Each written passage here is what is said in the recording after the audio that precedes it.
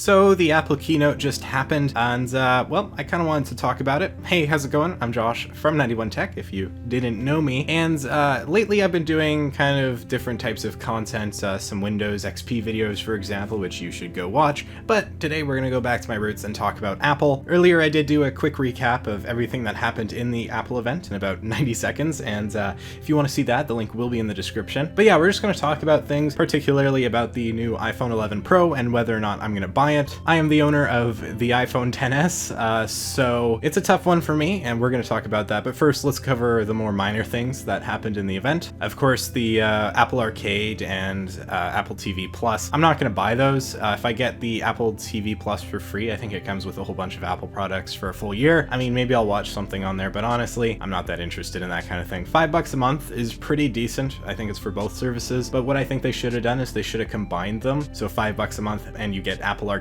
plus Apple TV. That would have been really a good deal, and a lot of people would have done it. That being said, we'll see how it does. There's too many streaming services nowadays. It's hard to keep up. The YouTube stream I watched on YouTube, it had like 1.8 million viewers at one point. I don't know if it ever hit more, but 1.8 million viewers on YouTube, I believe, is the record. I don't even think YouTube had hit a million before when it comes to streaming, so Apple kind of blew it out of the water there. I'm not particularly surprised, but I do think that's pretty cool. There was a new iPad announced, kind of, the iPad 7th generation.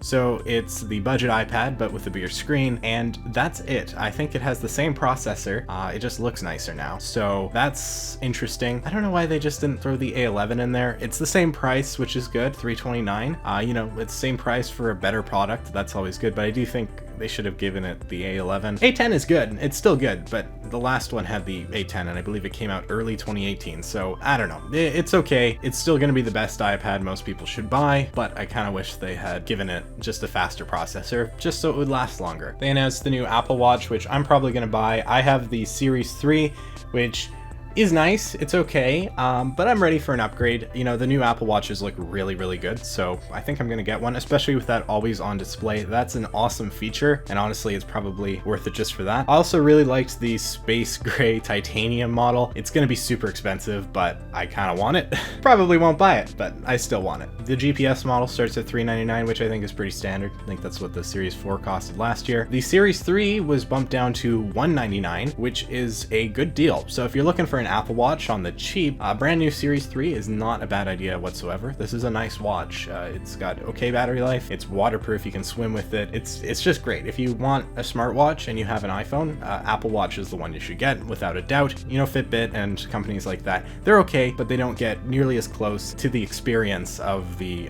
Apple Watch. The Apple Watch just does everything so well. It's the best. Now we come to the iPhone 11, not the 11 Pro, just the 11. It's nice to see Apple is going back to a normal naming scheme now, more or less. We don't have the Roman numerals to confuse everybody. The 11 looks fine.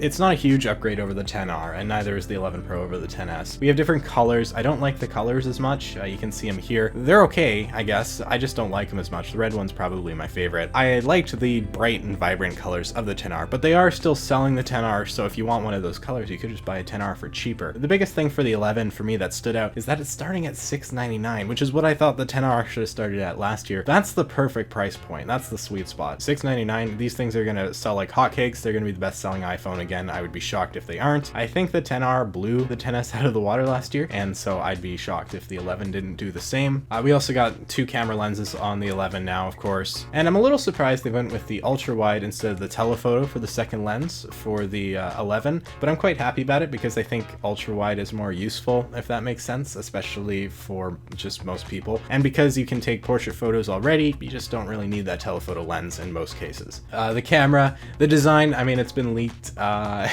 guess I should talk about that. Some people aren't gonna like it. I don't hate it. I think it's okay. I think it's fine.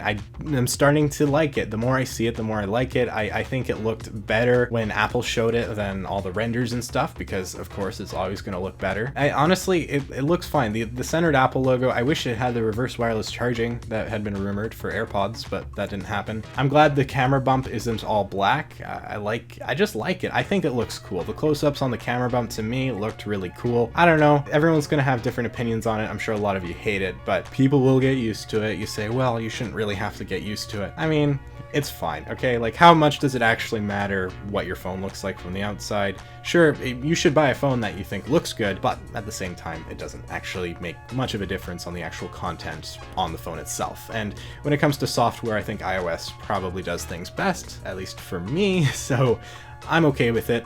More about the camera. There's night mode shots now, which is great. The selfie camera was also improved. It's 12 megapixels now instead of, I think, 7, so that's a big jump. It also can take 4K 60 FPS video, which is insanely overkill for a selfie camera. Yeah, that's nuts. That's really cool. The ultra wide camera on the back can also take 4K 60, which is nice. In the past, on the 10s and the 10, I believe the telephoto lens couldn't take 4K 60, so if you zoomed in 2 times, it would just be digital zoom, at least I think, but now it can on the 11 Pro, which I'll get to, but the ultra wide can do it as well, which is really neat. They showed a really cool video with some vintage cars with the camera zooming out and stuff while filming, and it looked really good. iPhone does video the best by so wide a margin, it's not even close. We have the A13 Bionic chip. Wow, no one saw that coming. While I don't think the A13 is going to be that much faster, what it is much more power efficient, apparently up to 40% more power efficient, which is why the batteries are going to be so much better in these new iPhones, and I'll talk a little bit more about the battery later. But yeah, the A13 is going to be impressive, not just because it's faster somehow than the A12, which was already very fast, but because of the power efficiency. It's really impressive. Again, only $699, $50 cheaper than the 10R was. That's a good deal.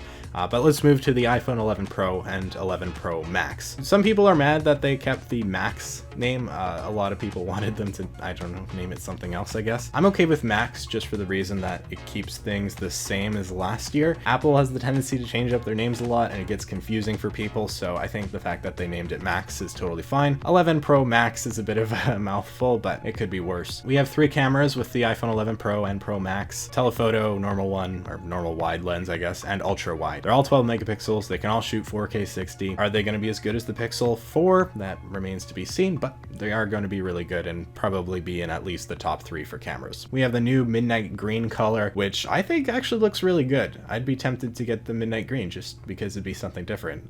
It looks nice. The phones will come with fast charger now, which is about time. And most importantly, this is probably what would push me over the edge if I was to buy the iPhone 11. You get 4 more hours of battery life with the smaller iPhone 11 over the 10s. 4 more hours. My biggest complaint with the iPhone 10 and the 10s, I've owned both, is that the battery life has never been that good. It's okay, it will last you the day, but if you're kind of lazing around at home and you're watching video on your phone or whatever, it doesn't last. It dies, or you have to plug it in at some point. A lot of the time, the battery's just too small. 4 more hours of battery life totally changes that. That's really, really good. And I think the 11 Pro Max is 5 more hours than the 10s Max. But yeah, for me, the phone might just be worth buying just for that. The 11 Pro is going to start at $999 and the 11 Pro Max is going to start at $1099. So same prices as last year for the better phones. Are they good prices? Not really, but they're pretty equal with like the Samsung Galaxy Note and phones like that. So, I mean, it's not crazy, I guess, anymore. Remember how mad people were when the iPhone 10 cost $1,000? Yeah. Everything does now, so that's fun. They also are keeping around the iPhone XR. It's going to start at $599, as well as the iPhone 8, which is going to start at $449. So decent deals across the board here. I think pricing for the iPhone 11 specifically is really good. There's not a lot to complain about there. One thing I am not happy about is that the base option for storage is still 64 gigabytes in 2019. How? Why? 64 gigs for a $1,000 phone is too little. That bugs me a bit. I thought they would start at 128. I honestly did. The fact that they're starting it at 64 is pretty bad. For the iPhone 11, they are allowing you to double the storage for $50 like they did last year, where for $750 you would get the 64, and then for $800 you would get the 128. They're doing the same thing this year again, which is great. But yeah, 64 gigs, come on. For the Pro model, you could have at least thrown like 128 in there just for the base model, and then 256, and then 512 or whatever. Come on. That's just cheap. Doesn't make me happy. But I mean, I guess you could always just pay some more money and get the better one. Also, didn't get this in the initial filming, but it's been confirmed that 3D Touch is no longer on iPhones at all. The 11 Pro and Pro Max do not have them, sadly. Yeah, that sucks. It really does. It has haptic touch, but I mean, it won't be the same. 3D Touch was really cool. I'm surprised they took it out, and I wish they didn't, but unfortunately, that's what they did. So that's everything that happened, along with a couple of my thoughts, which is a little bit more thorough than the quick 90 30-second recap I did earlier. What am I gonna do? What am I gonna do? Am I gonna buy the new iPhone? Am I not gonna buy the new iPhone? I'm probably gonna buy it. So originally I wasn't going to, but when I saw that battery life, it was pretty tempting. I'm also ready for something new. I wouldn't mind getting the Max. I think it's gonna be a little bit too big for me, but I could always just return it if I don't like it, I suppose. And the battery life is just going to be so much better. That's really the biggest thing for me. And you know, a couple years ago when I bought the iPhone 10, that's really when I started committing to the channel. I said, okay, I'm gonna make an investment into my channel. I'm gonna buy the iPhone 10 and I'm gonna do videos on it. I didn't do that many. I probably didn't make the money back, but it was still fun, and it did get me to try to make money back, even if it wasn't from the iPhone 10 specifically. And it really got me, invested in the channel and making videos. And so I did the same thing with the 10S last year. Do I regret that? Not really. I mean, the 10S is fine. The camera's really good on the 10S. It is quite a bit better than the 10. So it was a little expensive, but it's okay. But yeah, I think I am gonna buy it this year. I think I am. I'll probably do a video about the pre-order once I've done it. I've done that the last couple years too. So I'm probably gonna buy it. There's the answer. Overall impressions from this whole event, it was kind of lackluster. I was waiting for one more thing. Yeah, they never did one more thing this year, which is disappointing. The midnight green color, maybe I'll get that. I don't know. It's a pretty small upgrade. It's another iPhone 7, 6S type upgrade, although the 6S was kind of big. I don't know. It just wasn't a huge deal, and you're gonna get a lot of people complaining about it. Apple hate around this time is ridiculous. People just do not like iPhones on the internet for some reason. My guess is because they're so popular and people don't like that. I don't know, but yeah, you're gonna see a lot of hate towards these iPhones. They look horrible, or that they're completely overpriced, which compared to the Note, they aren't, but whatever. I mean, they kind of are. 64 gigs is pretty bad, but whatever. I do find it kind of amusing that the phrase for the event was buy innovation only, and they did like nothing new at all. I do think the battery life leap is huge. I don't know if it'll be as good as some of the top Androids. Like the Note has a really good battery life, OnePlus has a really good battery life. I don't know if it'll be as good as that, but that's still a massive improvement. They also kind of brushed over, they didn't talk about it much, but it does appear to be more durable, more shatter resistant and stuff like that. So that'll be interesting to see. I'm sure we'll have drop tests, and the first one will probably immediately crack as soon as they drop it, but maybe it will be more durable, and that would be awesome, even though pretty much everyone's going to put a case on it, including me. That being said, those are my thoughts. Overall, it wasn't disappointing because we knew what was coming. It was just a little bit lackluster. You know, there was nothing really, whoa, I need that, except for maybe the battery life. That is insane. But yeah, what am I gonna buy? Probably the Apple Watch Series 5 and the 11 Pro Max, maybe. We'll see. Tomorrow or in the next few days, I am going to have a new iPhone buying guide come out, as well as perhaps a separate video on whether or not the new iPhones are gonna be worth buying for you. We'll see. I might have at least one video for the buying guide. It's definitely gonna come this week, and maybe two. We'll see what happens. And with that being said, I just wanted to do a quick video explaining some of my thoughts. I did this last year. I got like 3,000 views. I don't really care. It's just kind of fun to talk to a camera and just see what you guys have to say. The comment sections are always nice to read through. Usually nice to read through. And yeah, what are your thoughts? Let me know in the comments down below. That all being said, you can follow me over on Twitter and Instagram if you want to hear more of my thoughts for some reason, at 91_tech. Maybe hit that like button if you found this video enjoyable. And with that all being said, subscribe too for more content just like this. I'm Josh from 91Tech, and I will see you all next time.